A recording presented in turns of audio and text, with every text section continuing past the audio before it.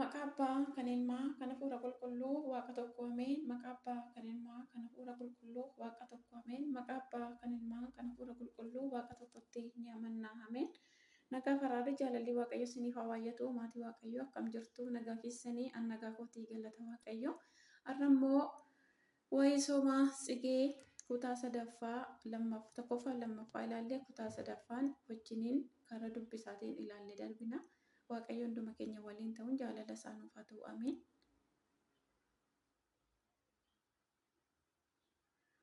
Dhiifama maatii Waaqayyo. Sooma tsigee kutaa sadaffaa. Akka sirnaa fi seera mana Kiristaanaa Ortodoksii Tawaahidoo Itoophiyaatti fulbaana 26 kaasee hanga sadaasa 5tti guyyoonni jiran 40 godaansi haadha keenyaa qulqulleettii dubaroo Maariyaam ilma ishee Iyyasuus Kiristoos waliin taasiste yoo itti yaadatamanidha. Guyyoonni kunneen 40 godaansi haadha keenyaa qulqulleettii dubaroo Maariyaamii fi ilma ishee Iyyasuus Kiristoos yeroo itti yaadatamudha. Waqtiin kunis waqtii habaaboo fi firii ta'uu isaatiin haadha keenya qulqulleettii dubaroo Maariyaamiin habaaboodhaan ilma ishee Iyyasuus Kiristoosiin ammoo firiidhaan fakkeessuun gooftaan keenya Iyyasuus Kiristoos waaqessuu fi haadha isaa ammoo haadha uumaa ta'uu isheetiin galatoo addaatiin ni galateeffatu. Jaarraa jahaffaa keessaa kan ka'e beekaan hangafni qulqulluun Yaareedii zeemaawwan yeroo barreessu jaarraa 14ffaa keessa kan ka'e Abbaa Giyoorgis inni gaasichaa ammoo saatiitti barreessaniiru. Baruma kanattis Abbaa Giyoorgis waliin jaalala hafuurawaa gadi fagoo kan qabu Abbaa Tsigee Dingil kitaaba yookaan barreeffama Maahileta Tsigee jedhu barreesseera. Maahileta Tsigee deemsa bifa walaloo kan qabu barreeffama ajaa'ibaa kan Itoophiyaa yoo ta'u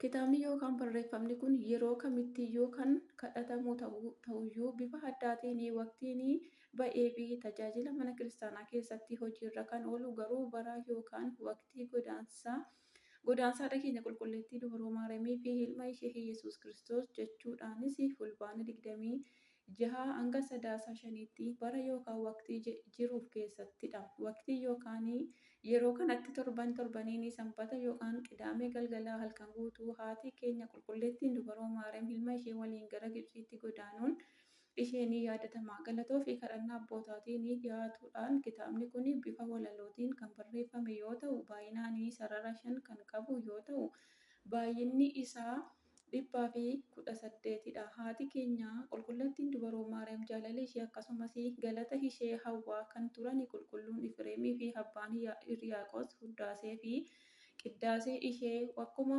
ibsaniifitti Abbaa Tsigee Dingilii fi ammoo kitaaba Maahileta Tsigee kana akka barreessuu fi iccitii ibseeraafiiti. Biyya qulqulleettii biyya Waaqayyoo Itoophiyaa baatiiwwan fulbaanaa fi onkoloolessa waqtiiwwan habaabooti.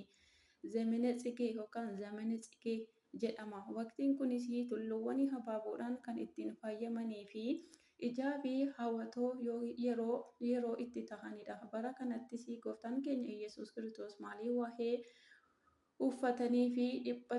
waan uffattaniif dhiphattu? Habaaboowwan dirree irra jiran akkamitti akka guddatan ilaalaa. Hin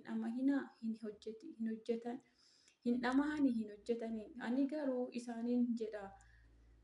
Solomoon iyyuu kabaja isaa hundaanii akka isaan kana keessaa akka isa tokkottiyyuu hin uffanne. Waaqayyo har'a kan jiru boris gara abiddaatti kan darbatamu habaaboo yookaan marga dirree irraa akkasitti hin uwwisu yoo ta'e isin amantiin isinitti hir'ate isinimmaa akkamitti egaa maal nyaanna maal dhugna maal uffanna jettanii hin dhiphatina. Maatiyoos boqonnaa 5 lakkoofsa 28 hanga 33 jechuun jecha dubbate yaadachuudhaan dhiphachuun kan nurraa eegamu mootummaa Waaqayyoo galuuf malee wanta addunyaa kana irra jiruuf akka hin taane waqtii tulluuwwan habaaboodhaan uwwisee bifaa fi fakkii isaatiin kan uume nuyin jireenyaa fi kan nu barbaachisu nyaataa fi dhugaatii akka nu hin dhoowwanne yaadachaa waqtii itti yaadannudha. Kitaabni Haayyichaas Abbaa Tsigee Dingilii Firiin Abaaboo Hirraa Abaaboonis Firii Hirraa akkuma argamu Maahileta Tsigees haati keenya qulqulleettiin dubaroon Maaramii fi ilmi ishee Yesuus Kiristoos abaaboo fi firiidhaan fakkeeffamee kitaaba yookaan barreeffama barsiisudha. Ishee abaaboodhaan yeroo fakkeessu ilma ishee Yesuus Kiristoos ammoo firiidhaan fakkeessee barsiisa. Raajichi Isaayyaas hundee isee irraa uleen ni baha achis jalattis firiin ni buufata. Isaayyaas boqonnaa 1:1 jedhee hundee yookaan sanyii isee kan jedhamtu haati keenya qulqulleettiin dubaroon Maariyaam uleedhaan ilma ishee Yesuus Kiristoos ammoo firiidhaan fakkeessee raajii dubbateera. Abbaa Tsigee Dingilis kitaaba isaa bifuma kanaanii herreeguuni malkii tokkoon isaanii irratti haadha keenya qulqulleettii dubaroo Maariyaamii fi ilma ishee Yesuus Kiristoos abaaboo fi firiidhaan fakkeessuun sana boodas wal qabsiisuun hojii ajaa'ibaa Waaqayyoo iccitiidhaan, seenaadhaan, kadhannaadhaanii fi bifoota kana fakkaataniin walitti fidee barreesseera. Haayyichi Abbaan Tsigee Dingil kitaaba isaa Maahiletii Tsigeetiin haadha keenya qulqulleettii dubaroo Maariyaamiin abaaboodhaan fakkeessee barreeffamoota isaa keessaa tokko yeroo makaraatti abaaboon yeroo abaabootti hamma makaraa oomisha haamuu fi walitti qabuun hin jirre sababiin isaas yeroo isaanii gargar waan ta'eef fakkeenyaaf ji'a fulbaanaatti waqtii yookaan yeroo abaaboo ta'uu isaatiin oomisha walitti qabuun hin jiru. Makarri raajiiwwanii dubbataman walitti qabaman isaanii si'i kan taate akka bara Tsigeetti bara beelaa kan dabarsite yeroo yaa Maariyaam raajiin Eldaa Iyu'eel tulluuwwan Yihuudaa irraa dammi mi'aawaa fi aannan adiin ni dhangala'a jedhee raajiin dubbatame siin beekamee raawwatame. Haati keenya qulqulleettiin dubaroo Maariyaam raajiin sanyii raajonni dubbatan irratti ni raawwatame jechuunis raajonni waa'ee Waaqayyoo ta'uu hoolota garaagaraatiin dubbataniiru. Gooftaan keenya raajii raajonni dubbatan raawwatamuu isaaf xumura kana arguu fi kan carrooman duuka bu'oota ta'uu isaa tokko ni facaasa tokkos ni haama jecha jedhuun dhugaa ta'eera yookaan raawwateera. Anis isin kan ittiin dadhabne akka haammattanii fi isiniifan erge isaan kaan ni dadhabani isaanis dadhabanii dadhabbii isaaniitiin galani jechuun dubbateera. Yohaannis boqonnaa 4:37-38 kunis raajonni kan facaasanii raagni isaanii bara duuka bu'ootaa fi firiidha haamaadhaa fi ga'uu isaa dubbachuu isaati waan ta'eefidha. Walitti qabaa yookaan galma yookaan kuufama raajiiwwan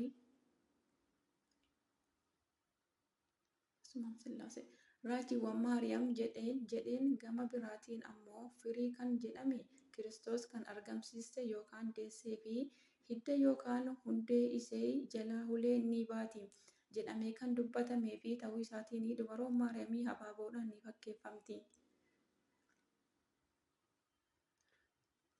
Kanaafuu haati keenya qulqulleettiin dubaroon Maariyaam abaaboo waqtii makaraatti argamtudha. Yeroo makaraatti argamuun abaaboo baramaa waan ta'eef abaaboo keessummaa tahee jedheen kana booda ragaa raajichi Iyyu'eel dubbate akkaataa inni itti raawwate ni dubbata. Raajichi Iyyu'eel bara isaatti beela cimaatu ture. Waaqayyo uummata araaraa akka isaan ilaaluu fi beelichi akka baduu fi itti himaa ture. Nyaata hedduu ni nyaatu ni quuftus. Kana booda akkas ta'a tulluuwwan daadhii ni cobsu lafoonni ol ka'oonis aannan ni dhangalaasu fincaawwan Yihuudaa keessa jiran hundis bishaan ni lolaasu. Iyyu'eel boqonnaa 3:8 boqonnaa 2:26 bara yookaan waqtii Tsigee kanatti kiristaanonni sooman kan jiran yoo ta'u kan hin soominis abbootiin amantaatiin osoo hin ajajamin fedhii mataa isaaniitiin Tsigee jechuun abaaboo jechuu yoo ta'u dacheen abaaboodhaan waqtii itti guutamtu waan taateef abbootiin haadha keenya qulqulleettii dubaroo Maariyaamiin bifoota garaagaraatiin fakkeessaniiru. Abaaboodhaan hidda wayiniitiin firii wayinii isa gaarii waan argamsiisteef abaaboon firii akkuma argamsiistu dubaroon Maariyaamis namaaf kan hin danda'amne al tokko qofa kan ta'e ilma Waaqayyoo Yesuus Kiristoos gadameessa ishee keessatti baartee gubbaa yookaan seensa irraa akkuma ilaalletti jechi raajii mucaa koo Gibxiidhaan waammadhe Hoosee Macaafa Hoosee boqonnaa 11 jechuun kan dubbatame dhaloota Kiristoos dura naannoo walakkeessa jaarraa 8ffaatti raajicha Hooseenii Hoosee jechuun Waaqayyo ni fayyisa jechuudha. Kitaaba qulqulluu irratti biyyoota maqaan isaanii baay'inaan caqasame keessaa tokko Gibxii yoo taatu, Gibxii yeroo beelkee turetti Abrahaamii itti baqatee Yoosef garbummaa fi biyya itti gurgurame Israa'eloonni waggoota hedduudhaaf garbummaan kan keessa jiraatan booddeerraa fayyisaan addunyaa gooftaan keenya qorichi keenya fi Yesuus Kiristoos haadha isaa qulqulleettii dubaroo Maariyaamii waliin biyya itti godaanee yeroo taatu mootonni ishee azaabota waaqoliin isaanis xaa'ootiiwwanii turani. Raajichi Hoosee godaansa gooftaa keenya Yesuus Kiristoos dursanii raajiidhaan kan dubbatan keessaa tokko yoo ta'u mucaa koo Gibxiidhaan waammadhe jechuudhaan gahumsa godaansichaa dubbateera. Akka bu'uura raajii kanaatti godaanuu isaa hin raagne ta'us garuu godaansa irraa deebi'uu isaa dubbachuun isaa osoo hin godaaniniin deebi'uun hin jiru waan ta'eef deebi'uu isaatiin godaanuu isaa dubbate. Jireenya gooftaa kan dubaroo Maariyaamii irraa kan dubaroo Maariyaamiinis kan gooftaa irraa adda baasanii ilaaluun hin danda'amu. Hojiiwwan waaqummaa fi hojii fayyisummaa yoo ta'an haala sababni isaas qofaa fi kan murtaa'ee fi inni qofti raawwachuu kan ta'u ergamaa abbaa isaa ture waan ta'eef. Yohaannis boqonnaa 6 lakkoofsa 38 boqonnaa 5 lakkoofsa 30 raajonnis raajiin kan ittiin dubbatan yeroo isaa ga'e akkuma raajicha Hoosee jedhee ergamaan qulqulluun Gabri'eel Yoosefii fi abjuudhaan mul'ate akkuma itti himetti ilma ishee tokkicha qabattee gara Gibxiitti baqatte yookaan godaante. Sababa godaansa haadha keenya qulqulleettii dubaroo Maariyaamii fi ilma ishee Yesuus Kiristoos gara dachee Gibxiitti. Godaansa haadha keenya qulqulleettii dubaroo Maariyaam jennee yeroo dubbannu ilma ishee waliin ta'uu isaa namni hundinuu hubachuu qaba. Waa'ee sababa godaansa haadha keenya qulqulleettii dubaroo Maariyaamii abaaboon kan nu barsiisan, abbootiin kan nu barsiisan, kitaabolee irratti kan nuuf galmeessan muraasa isaanii ni tarreessina. Waaqayyo waa'ee wanta gara fuulduraatti dhufu raajotaa fi ibsuu raajota irra bulee dubbachuun wanta yaade fedhii isaa hunda ilma namaaf ibsa raajotaatti mul'ata agarsiisa. Barsiisota ergee kitaabolee barreessisa turuu isaa hubachuu qabna. Waaqayyo saba isaatii fi kitaabaan itti dubbate akkuma jedhame guyyaa fi galgalaan garboota koo raajota hunda isaatti ergeen ture eeyyeen ergeera. Ermiyaas boqonnaa 7 lakkoofsa 25 jechuun ibseera. Raajichi Simi'oonii lubbuu kee irratti sa'iifiitu darba jedheeni. Luqaas boqonnaa 2 lakkoofsa 38 Simi'oon yeroo mootii Beetlihemos kitaabolee kakuu moofaa afaan Ibraayisxii irraa gara afaan Giriikiitti hiikuu fi hiiksisuu fi abbootii yeroo beektota 70 filatetti kitaabni raajii Isaayyaas carraadhaan akka Simi'oon hiikuu isa qaqqabe. Simi'oonis osoo hiikaa jiruu kunoo durbi ni ulfoofti, ilmas ni deessi, maqaa isaas Amaanu'el jettee moggaafti jedhurraa gahe. Isaayyaas boqonnaa 7 lakkoofsa 14 dubbii raajii Isaayyaas kanas yeroo hiiku itti cimee yeroo kanas akkamitti durbi ni ulfoofti jedhee hiika jedhee yaadeetu dubartiin ni ulfoofti jechuudhaan yeroo barreessee rafee yeroo kahu dubartiin ni ulfoofti jedhee kan inni barreesse haqamee durbi ni ulfoofti jedhamee erga kun ta'uun isaa ajaa'ibee osoo jiruu ergamaan waaqayyoo dhufee kana osoo hin argin hin duutu jedheenii biraa sokke. Simi'oonis garmalee dulloomee osoo jiruu mana qulqullummaatti siqee dhuma raajichaa yookaan raawwatamuu raajichaa eeguu jalqabe. Yoosefii fi dubaroo Maariyaamii akka bartee Hayuudotaatti gooftaa keenya Yesuus Kiristoos guyyaa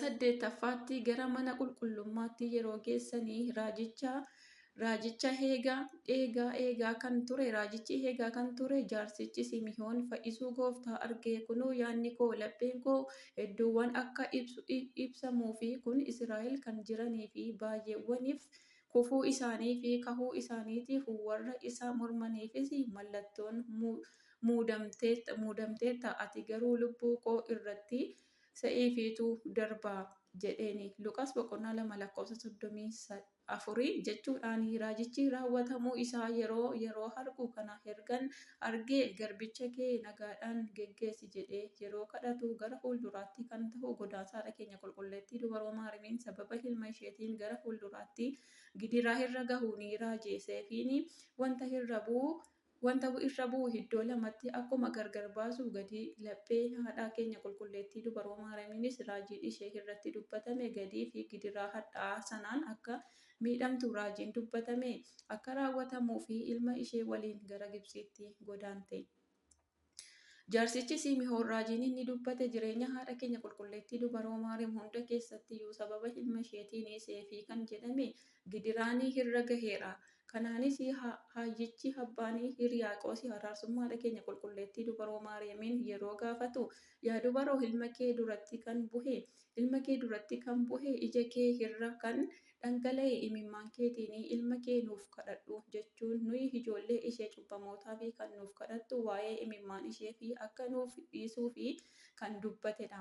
Godaansa qulqullootaa eebbisuu fi gara dachee Gibxitti godaanan jechi kiristaanummaa deemsa fannoo irra ta'uu isaatiin kiristaanonni amananii warra isa duuka bu'an hundaa fi godaansaa fi gidiraan akka isaanirra ga'u gooftaan keenya qorichi keenya Iyesuus Kiristoos duukaa yeroo barsiisu ana duuka bu'uu kan barbaadu yoo jiraate ofii isaa haa ganu fannoos baatee ana duuka haa bu'u jechuun dubbate. Maatiyos 16:24 irratti.